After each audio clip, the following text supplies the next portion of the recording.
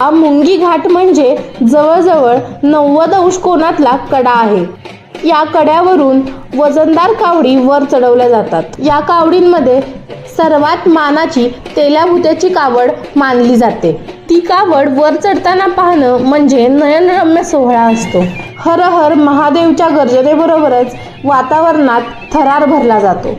आता देवळापर्यंत येण्यासाठी गाडी रस्ता झालाय, पण या कावडी मात्र पुरातन परंपरेनुसार मुंगी घाट चढतच वर येतात। गावातील थोर प्रोत्साहन देत असतात आणि तरुण जीवाचा आकांत करत असतात। जीव खाऊन शेजारच्याचा हात खेचला जातो, कोणाचा हात सुटतो पण लगेच धाव घेऊन तो पकडला जातो। प्रयत्नांची पराकाष्ठा होत असते, श्वास रोखले जातात। एखाद्याचा हात सुटला, पाय घसरला तर, आणि या कावडी महादेव मंदिराकडे मार्गस्थ होतात, वाजत गाजत आणि नाचत।